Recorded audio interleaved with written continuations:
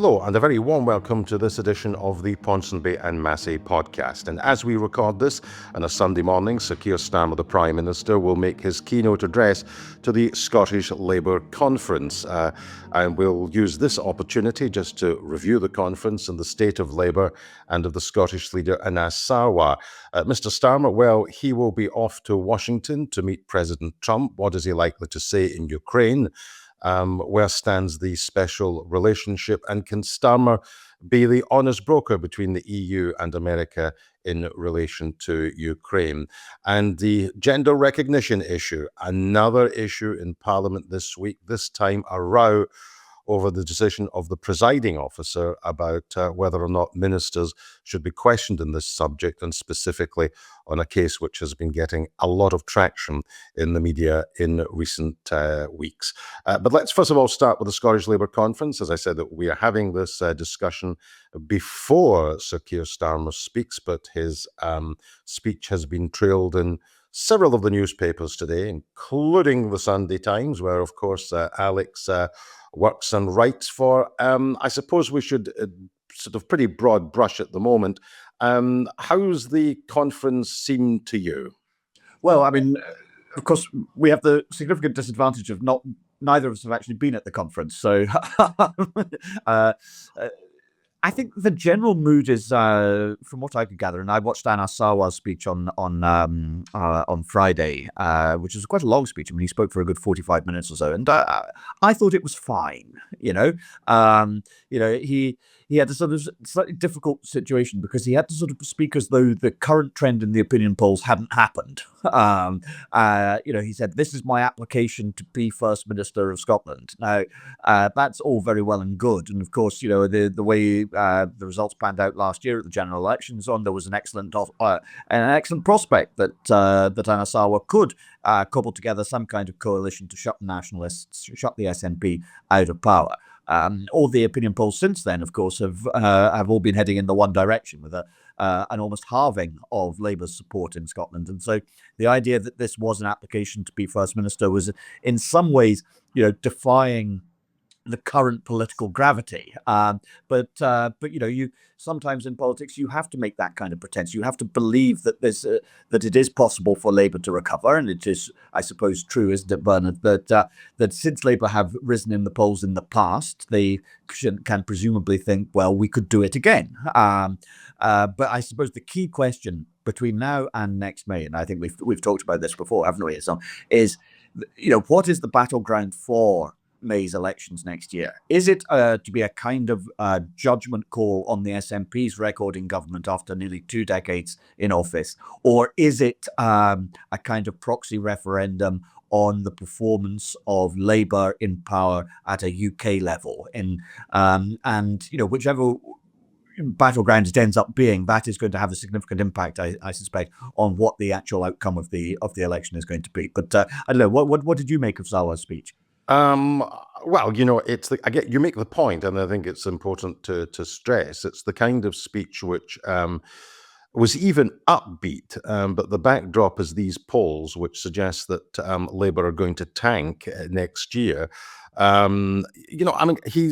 He's a competent enough leader. I don't see anyone in the benches behind him that would, frankly, do a better job. I think that's the first thing that's worth saying. The second thing is that I think that the fluidity which we've seen in the polls, even since the general election last year, are going to continue all the way until May of next year. The SNP were very, very down. At the moment, they're very, very up, although they're not polling where they were polling at the last Scottish election. Nevertheless, it appears that they're out in the lead again. And there are all sorts of things which could blow them off course between now and the election. So I think fluidity really is the name of the game here. What does Scottish Labour really have to do between now and the election? I think they have to crystallise what their offer is to people at the election. I mean, Sarwar had used the line that he will declare a health emergency on day one and going into Butte House. Well, let me let you into a secret, Anas. There is a health emergency now. There's an emergency in education now. There is an emergency in local government now. Just look at the eye-watering increases in council tax that Scottish councils have been agreeing this week. The point is, what are you going to do about it should you win power? And here, I think that Labour have to work hard to make some kind of credible offer, because one thing I think is for certain, and that is that the backdrop in terms of the UK government, and I've made the point repeatedly on the podcast, that if you're a unionist party and your party is in power at Westminster, it has a knock-on effect on how voters will view you in specifically Scottish circumstances. And I think the UK dimension might not play well. And of course, today we've got Keir Starmer making his keynote address, in which he's going to train his cannons at Reform UK. Pretty stupid thing, I actually think, to come north and to develop a section of your speech about Reform UK. Farage will be delighted that the Prime Minister regards him as a sufficient enough threat that he should devote some of his speech to him. And of course, the opinion polls, including one in your own paper last week, showing that there could be some sort of breakthrough. So it all plays into the idea of a great degree of fluidity. All is not lost for Scottish Labour at all. We shouldn't regard the SNP as any sort of shoo-in next year. There's a lot to play for, but of course, the Reform UK dynamic, which Starmer will deal with in his speech today, that might be more problematic, Alex, for Labour than perhaps people think. The lazy assumption is that it's bad news for the Tories, but it also could be bad news for Labour, and the fact that it could act as a brake in Labour ambitions, by definition, that would be good for the SNP. Yeah, absolutely. I mean, if you look at the most recent Sunday Times poll from a week ago, you actually see Reform outpolling Labour amongst working class voters. And the Tory vote, because it is so concentrated in the northeast and the south of Scotland, is actually, comparatively speaking, more immune to Reform than Labour's vote is, which is spread much more across the whole of Scotland. And you see Reform polling, performing very well, or very credibly anyway, in council by-elections in Glasgow and Ayrshire and Lanarkshire and so on. If we take the view that Reform is a plague on all houses, expression of dissatisfaction with whoever happens to be in government, then it is clearly Labour which has more to lose from Reform in a Scottish context than the Conservatives do, actually, albeit that Reform's rise is a problem for the Tories in the northeast, in Banff and Buchan and so on. I think with regard to Labour and Anas Sarwar, and you're absolutely right to note that declaring a health emergency, like declaring a housing emergency or a climate emergency or an ecology emergency, a wildlife emergency or whatever, declaring an emergency has become a very fashionable thing in Scottish politics.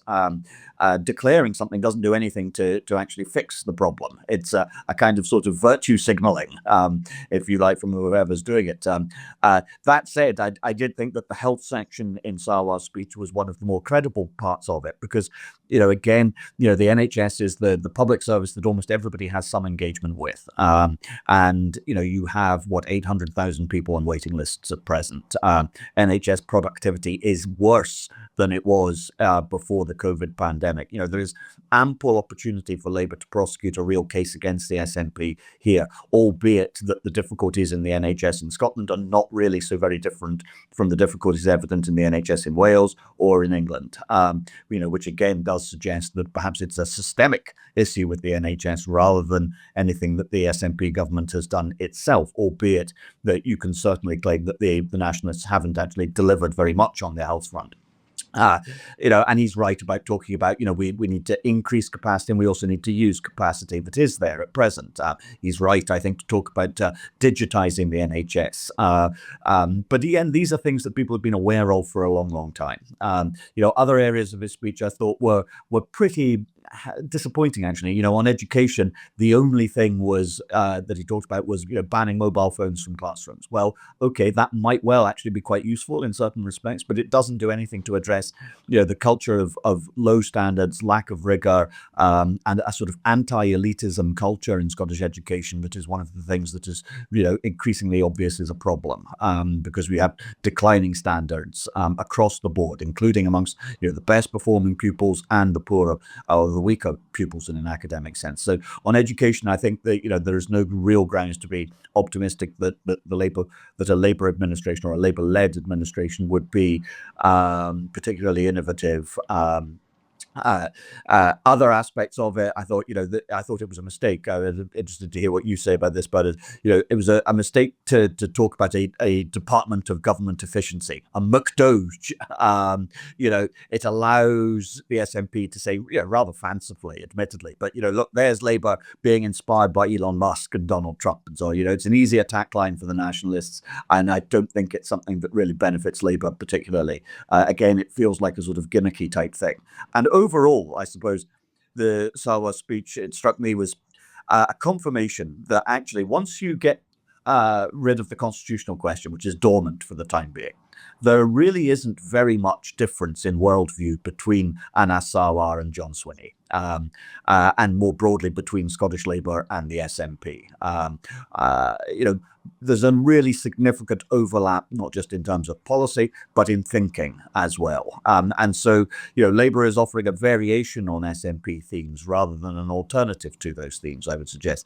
And again, the overall thing, for all that there were nods to the importance of, vigorous economic growth and all the rest of it and so on, the overall message was, we'll spend more and then we'll work out how to pay for it. And what that doesn't do is that it doesn't address the issue which you correctly identified, which is one of systemic change. If elections become an auction between political parties and who can spend the most money, then I think the experience of health expenditure over the last 25 years is that you can put more and more in, but you don't necessarily get the commensurate changes that you're needing. I mean, politicians like to say that unless there's a change of government, the National Health Service will collapse. Well, again, let me just say to those people who are currently running the health service, if you are needing a knee replaced and you are on a waiting list and you're told it'll be 2 to 3 years before the NHS gets to you,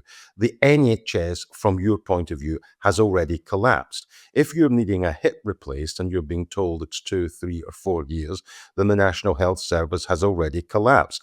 If you're struggling to get a GP appointment and you're told that the quickest appointment that you can get is 4 weeks away, and would you mind phoning back on the hour every hour in the hope that you might have a telephone conversation with a GP that day, then in terms of what the NHS is supposed to deliver for you, the NHS has already collapsed. So it's not a case that there is an impending emergency, it's already here. It's already collapsed in terms of what it's supposed to do. And you're absolutely right. If we simply look at what's happened in the last quarter of a century, putting more and more resources in doesn't necessarily solve the problem. And what I would be looking for, I take it as a given. I take it as read that every party, or most of the major parties that will fight the election next May, will pledge more resources in real terms for the NHS. I take that as a given.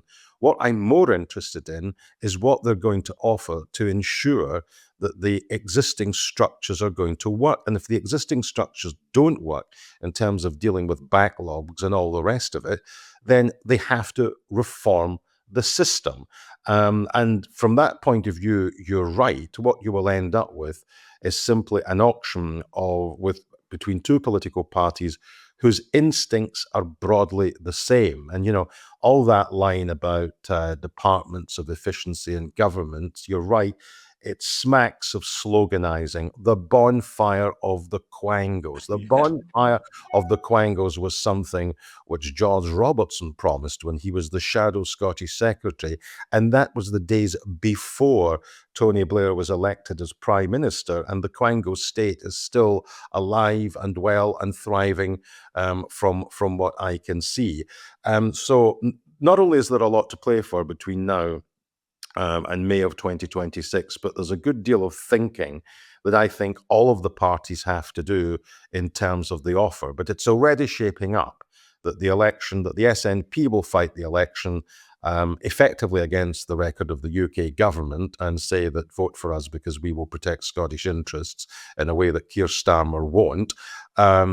Scottish Labour just have to block out of their minds the Westminster factor as it relates to them and fight the SNP on the SNP's record. And the Tories will try and resurrect the constitutional question as it relates to the SNP because they probably have nowhere to go. Yeah, absolutely. Speaking of nowhere to go, Bernard, there's also been a thing this week in the Scottish Parliament of nothing to talk about.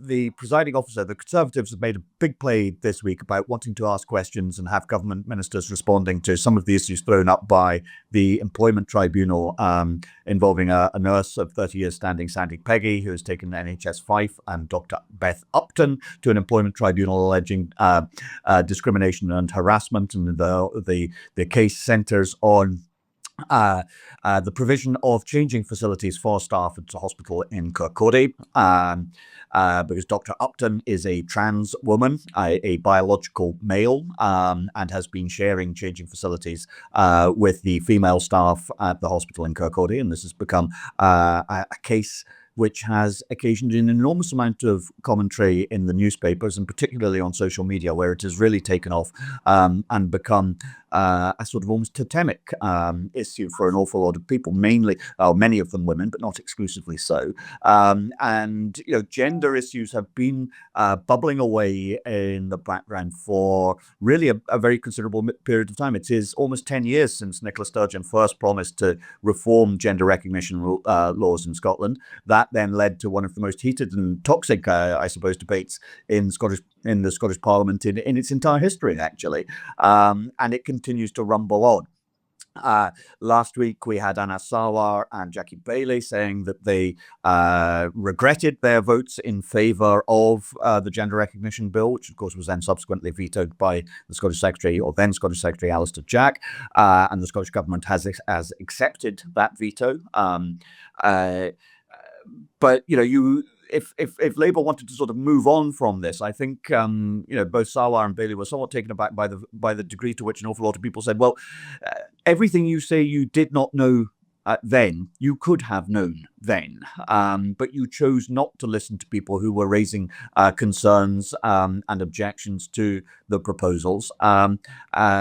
And anyway, then we get to this week in the Scottish Parliament, and we have John Swinney, who says he stands by Nicola Sturgeon's bill. He does not regret his support for it, which is something I think that he will be asked about time and time again over the next 18 months. And we have the presiding officer essentially saying, this is a parliament. You can't ask questions about politics in here. Yes, let's unpick some of those issues. I mean, in relation to the specific case with this tribunal, which still has some way to run, incidentally, I did see Neil Gray in Parliament saying, I can't talk about this. It's a live case. Everybody knows I can't talk about it. You're playing politics with the issue. Well, I think it's always a good idea if there are live cases. And of course, this is a tribunal. It is not a criminal case. Yeah, there's no jury to influence. There's no jury to influence here. I think it is nevertheless, even though it's a tribunal, it's sound politics not to have a whole load of noise going on in Parliament, which the tribunal judge may well be swayed by or not. That being said, I did think, and listening to the tone of Alison Johnson's interventions, I do have to ask myself whether or not she's properly executing what one of her duties as presiding officer is. And this is the case for either the Speaker of the House of Commons or anyone who is charged with chairing the proceedings of any legislature. One of the functions of that particular job is to ensure that ministers are properly held to account by not only the parties in Parliament, but by the individual members of the Scottish Parliament, and closing down debate is absolutely inconsistent with the view that the job of a parliament is to hold the executive to account. And in most circumstances, if not in all circumstances, the natural instinct of a presiding officer should be to be on the side of the backbenchers who wish to hold the executive to account. And I detect, and I had lunch with one sitting MSP yesterday, one former MSP, sorry, two former MSPs, who were saying that there's a great deal of disquiet in Parliament about the way in which Alison Johnson is actually conducting herself. And the issue with Mr. Gray hiding behind the live proceedings, well, there's absolutely nothing to stop him coming forward with a ministerial statement about the general principles of gender recognition, and to be questioned, not on the specifics of the Fife case, but in other cases which are being thrown up as well, where it is perfectly legitimate for MSPs to ask a government minister as a question. So it strikes me in this circumstance that the presiding officer's doing the government a wee turn, if I can put it like that. Absolutely, and you also had the ludicrous spectacle of Neil Gray saying, "Well, I can't comment on this," and so on. But of course, I do have every confidence in the board of NHS Fife. But NHS Fife is a party to the Employment Tribunal. So saying that, is an intervention, if you like. It is commenting on live proceedings and so on. The whole thing is ridiculous. And we had the First Minister as well. Again asked about this by Russell Findlay at First Minister's Questions and so on, saying, "Well, no, if I was to comment here on any of this stuff, I would be breaking the law." I mean, this is preposterous. Because again, the question is, John Swinney was talking about, well, we have the guidance, which is issued by, in this instance, NHS Fife or NHS Scotland, which allows for trans people to be excluded from single-sex spaces on a case-by-case basis. But the issue in this situation is, what is a single-sex space and what is the government's definition of that? Because the Scottish Government is currently arguing before the Supreme Court that possessing a gender recognition certificate changes a person's legal sex in all circumstances, for all purposes. So in that situation, if you listen to the Scottish Government, there is no such thing as a single-sex space if that is defined in biological terms, and that is their belief. But you had as an extraordinary situation, it struck me, that John Swinney was saying that he could not comment on the case his own government has made to the Supreme Court. I think, come on, of course you can. And you then had an intervention from the Equalities and Human Rights Commission, which is if you like, the watchdog or the regulator for equalities issues, writing to both the NHS in Scotland and to government ministers saying, hang on a minute, the guidance you are offering and so on is not actually what the Equalities Act says. And we would like to have a meeting with you to clarify some of these issues because you do not appear to understand the law. So I think, these issues, I think it's quite obvious that John Swinney would like these issues to disappear. Before last week, he had never used the word trans in Parliament in 25 years of being an MSP. This is something that he has inherited from Nicola Sturgeon, most obviously, but also to a degree from Humza Yousaf. But the difficulties with some of the gender stuff that they played a part in Nicola Sturgeon's downfall, and they played a significant part in Humza Yousaf's downfall, because the divisions between the SNP and the Greens on these issues were something that persuaded an awful lot of moderate SNP MSPs that the working relationship between the two parties was no longer feasible or viable, and it is now coming back to dog a third SNP First Minister. And so I think, yes, John Swinney would like it to quietly disappear, but it's not going to, I think, until such time as there is real clarity on some of these issues. And in the meantime, I think Swinney looks absurd saying that he can't comment on these issues and that he can't comment on the arguments that his own government is making. And although that piece of legislation, which Alistair Jack, as you pointed out, effectively called in, is in a sort of legislative permafrost at the moment, the issues around it are not. They're live and they're current. And given that this is probably one of the issues which Reform UK in the context of a Scottish election, would like to raise again and again and again. I wonder, and I put it no stronger than that, if the U-turn on this, which has been done by Anas Sarwar and Jackie Baillie, is actually looking ahead to saying, well, if this does become an issue during the course of a Scottish election campaign, and it may well become an issue during a Scottish election campaign, are we prepared to defend what we have previously voted for in Parliament? Now, it does strike me that a lot of people on, in inverted commas, the progressive wing of politics voted for this legislation for entirely good reasons and decent reasons.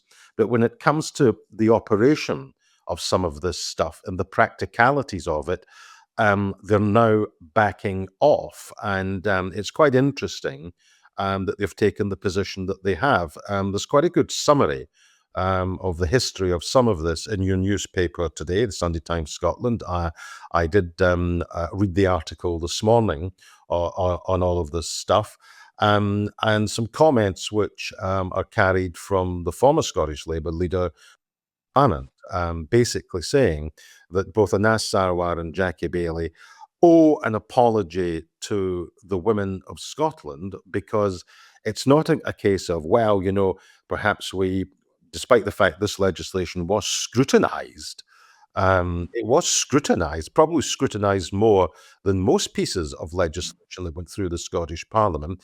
Joanne Lamont saying you actually owe an apology to the women of Scotland because you were not listening to them. Their voices were loud and their voices were clear during the parliamentary passage of this legislation. It was their voices that you chose to ignore, and therefore it is they who are owed an apology. So this issue is far from dead, not simply because of the tribunal, not simply because the Supreme Court are going to have to make a ruling in all of this, but it's wrapped up, is it not, Alex, in part of a sort of wider debate about wokery and culture wars, and that it may well feature. It may well feature in the Scottish election. Yeah, I mean, I'm not sure that it will necessarily shift votes and so on, but I think what it has done is undermined the credibility of the political class more generally, actually, because you had, the bill that would essentially have allowed people to change their sex in a legal fashion on their own say-so, without there being any medical diagnosis of gender dysphoria, without having to live in their acquired identity or their new gender identity for 2 years. Was essentially, that was passed and then blocked, obviously, by the UK government because of the overspill factors and in terms of the impact it would have on the application of equalities law elsewhere in the United Kingdom, because what happens in Scotland doesn't necessarily stay in Scotland. But it turns out that an awful lot of public sector bodies, in particular, have been acting as though self-ID was already the law. And that is clearly the case in the NHS. It is clearly, where if somebody says that they are a woman or a man, they should be treated as such, and they should be entitled to all the privileges and perquisites and so on that accompany that status.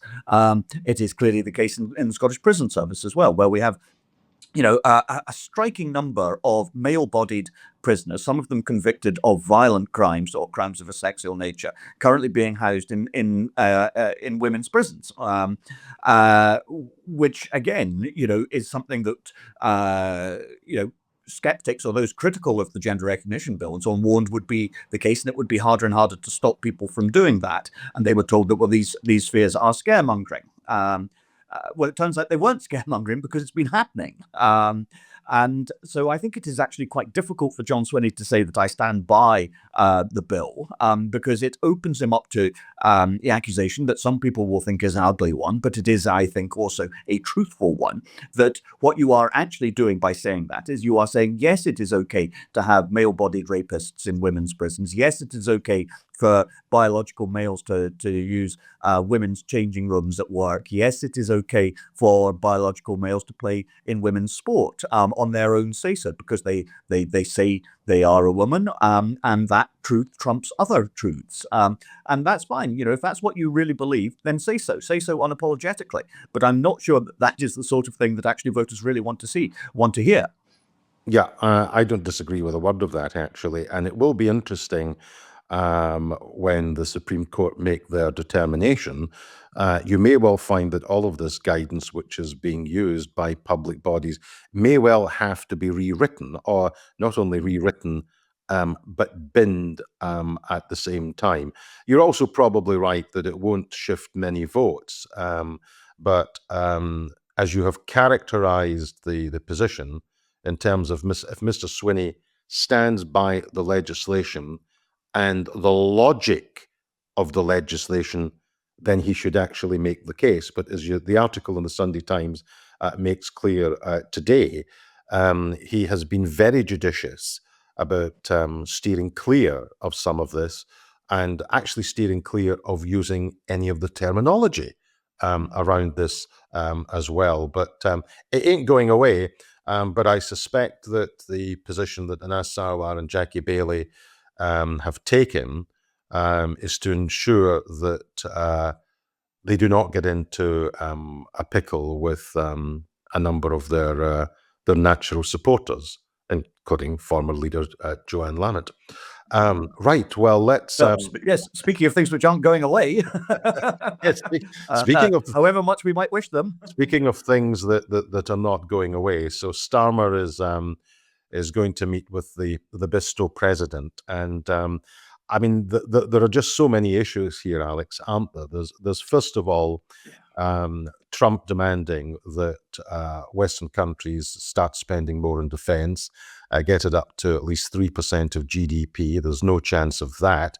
I think it's ambitious to get to 2.5% of GDP going to defence spending in the UK, never mind 3%. So there is an issue there. There is an issue for NATO members that are not the United States about what the future of that alliance is, given that Trump is taking an isolationist position. There's the issue of Ukraine perhaps being cast adrift by Trump and Putin effectively, quite disgracefully, attempting to engineer some sort of peace accord, which is not enforceable, but could lead to the situation where the United States simply cut off all aid, all military hardware, all finances to Ukraine in an attempt almost to diplomatically blackmail Zelensky into signing up for something. And in another further outrage among many outrages that the Bisto president has been responsible for, we have shades. We were talking in the podcast last week about shades of Munich and peace in our time and appeasement and all of the rest of it. Well, in terms of what Trump is now insisting from the Ukrainians in terms of access to minerals and natural resources and payback for money, which was already democratically voted for by the US Congress, we have shades of the Treaty of Versailles, which imposed crippling reparations on Germany at the end of the First World War, and where the roots of the Second World War were probably planted at Versailles. You've this outrageous suggestion that the United States can simply plunder the natural resources of Ukraine. And so you have the Donald off in several frolics of his own. You've got Starmer probably trying to navigate a middle way between where Washington is and where mainstream European opinion is. But my own view of this is that it doesn't matter what Starmer says in Washington, it will fall on deaf ears. When they do the joint press conference, any self-respecting British Prime Minister should probably squirm given what he will come out with and what he is capable of. And there is now a full-blown crisis in terms of European defense and security, because whatever else is clear, it is that the bipartisan approach of Democrats and Republicans to the security of Europe and to the stability of NATO is dead under this president. Yes, well, when you put it like that, Bernadette, I mean, it's not terribly encouraging, is it? But you're obviously right. I mean, I mean, Trump's worldview is essentially might is right. and the principle that a good big un will always beat up on even a good little un. And, it is an unfortunate reality that as far as the United Kingdom and its Prime Minister and its government and its people are concerned, that the UK is a lot smaller and a lot less powerful than the United States, and is not in a position to dictate terms to the Americans on really anything at all. And that is a profoundly uncomfortable situation for any European country to find itself in, but particularly acutely uncomfortable, I think, for the United Kingdom, which has for 80 years essentially taken a foreign policy and security worldview which involves tying itself extremely close to the United States, with only a few exceptions. One thinks of Harold Wilson's refusal to send troops to Vietnam, not even a battalion of the Black Watch, as John Kennedy once asked him, so, that would make all the difference and so on, and Wilson said no. But with that exception, in general terms, we have taken the view that we march in step with or a step behind the United States. That is no longer viable. That 80 years of British foreign and security policy thought has come to an end, at least for the time being. I think it is by no means obvious that the United States can actually continue to be considered an ally. Because that is partly because of the way Trump acts and so on, but it is also because, Trump is simultaneously predictable and unpredictable. That is to say, you can predict how he is going to see particular problems because he has this very transactional, extractive view of politics and the world. And he takes the view that any kind of deal that you are happy with is one that means, if you are happy with a deal or an outcome, it means he must have been screwed. He doesn't see the potential of mutual advantage. So that is predictable, but how he responds to particular issues is quite unpredictable. And that makes it very, very difficult, I think, for the diplomatic service. It makes it very difficult for Downing Street. When you come to the broader situation in Ukraine, it is utterly disgraceful. It's shameful. You talk about Versailles. You're absolutely right. I think Yalta is another comparison where Roosevelt and Churchill had to accept that essentially that Eastern Europe would become Stalin's sphere of influence. But the Soviet Union had 300 divisions in Eastern Europe at the time of Yalta. That was Churchill and Roosevelt were capitulating to reality because there was no alternative to it. This is worse than Yalta, this betrayal of Ukraine, because there is an alternative to it. The Russians are not strong. Not nearly as strong as the Americans now seem to think. But it is quite clear that Trump believes that the Ukrainians essentially started the war, and that you have this extortion, this act of a mobster president demanding $500 billion worth of rare earth minerals and other natural resources from Ukraine, at the same time as Ukraine is expected to forfeit around 20% of its sovereign territory to the Russian occupiers. That isn't a peace deal. That is siding with the Russians, and the consequences of that for NATO. I think NATO is functionally bust at the moment, because if the Russians were to move into Estonia or Latvia or Lithuania, I think there is absolutely no prospect of the Americans accepting that an attack on one NATO member was an attack on all NATO members. Absolutely. And so we're in a situation where Europe as a whole has to get real, has to get serious. And, everybody accepts that defense spending has to increase, but nobody seems to want to talk about how that might happen and how quickly that might happen. We have the Treasury and Downing Street quibbling over whether we can go from 2.2% of GDP being spent on defense to 2.5% by the end of this decade. I mean, that is a shockingly lethargic approach to what is a grave and critical situation right now. And there needs to be leadership from the Prime Minister, it seems to be, on many of these issues, actually speaking to the people as a whole, saying, this is why defense is back as a critical issue. This is why we need to spend more. This is how the world is changing and what we need to do in response to these changed circumstances. And this is what we are going to do to pay for it. And that will mean very difficult and awkward and politically sensitive choices to be made on things like, say, for example, it doesn't have to be these, but it could be these. The triple lock on pensions, some welfare spending, and so on. That we cannot have everything we would want. But the defense of the realm has to be a top-tier issue in a way that it hasn't been in recent decades. Yeah, there's effectively a double whammy here. There's effectively an era of American isolationism, which gives Putin, in a sense, the green light to do what territorial ambitions he may well have elsewhere. I mean, if I was a political leader in the Baltic states, I would feel the chill both literally and metaphorically. So you have the fact that NATO is a busted flush. You've got the fact that you have American isolationism.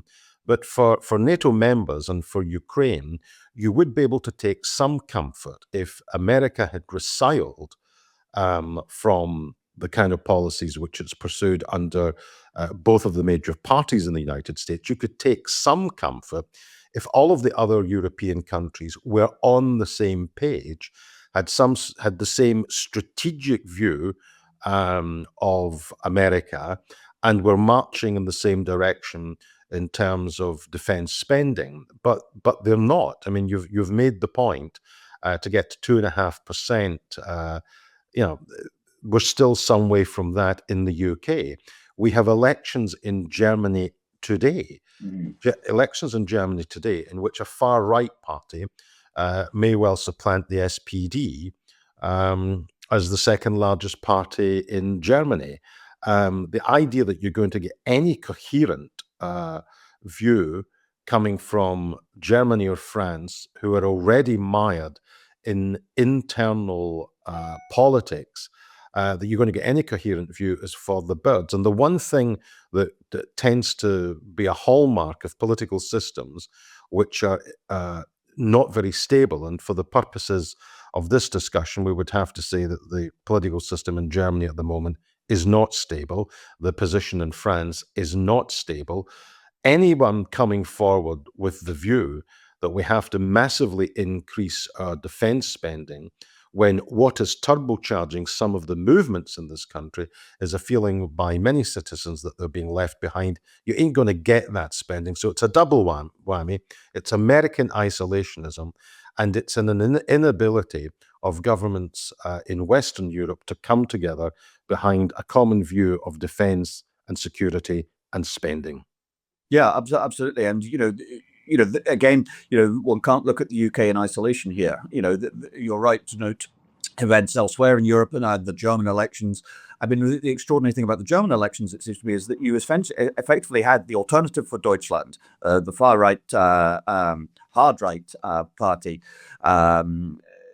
in Germany was effectively endorsed by J.D. Vance, the Vice President of the United States, has been explicitly endorsed by Elon Musk, who in some respects is the sort of de facto Vice President of the United States just now. And this, that is a quite extraordinary development. And I think we see in the White House view is essentially that the Alternative for Deutschland, like Marine Le Pen's national rally in France, possibly like Nigel Farage's Reform UK here, albeit that there are, that the three movements are not exactly the same by any stretch of the imagination. But nevertheless, each of those, I think, are viewed in Washington as being the authentic voice of the German people, the French people, the British people. And that, again, is an extraordinary development and something that is genuinely unprecedented. The notion that minority parties of that sort are to be taken as the authentic representatives of the people. It takes us into a very different place where no kind of security guarantee exists anymore, where it is essentially a free-for-all. Every man for himself is the American view of the world right now, and that has enormous consequences right across the world. The idea of the post-World War II international order, which was essentially the creation of a series of institutions and rules and laws that would knit the world together in certain respects, but above all provide, if you like, a kind of architecture of security, the rules-based international order. That no longer exists, and it doesn't exist in a security sense, and I suspect we will increasingly see that it doesn't exist in a financial sense either, because an awful lot of old certainties are being ripped up right now, and so we are in a new and unpredictable and therefore dangerous age of a sort that we have not seen in our lifetimes previously. And on that note, you've utterly depressed me, and I think I'll go for a lie down. Yeah, so no, it would be nice before to be I cheery, head wouldn't out it? for my Yeah. Sunday lunch, Yeah. and turn to stiff drink in order that I can blurt a lot of this stuff out. In some respects, this is profoundly, profoundly depressing, but it does underline the fact that we're probably living in the most precarious of times in the entire post-war period. How it resolves itself, I know not. But what I am certain of is that in our next podcast, we will come back to the issue of the Prime Minister's visit to the United States, and no doubt we will mull over whatever nonsense is going to come out of it, because there will be a whole load of nonsense and a whole load of entertainment, because there always is. But for this edition of the podcast, it's a very goodbye from me. And it's goodbye from me, but we shall hopefully be back soon, assuming the world has not ended.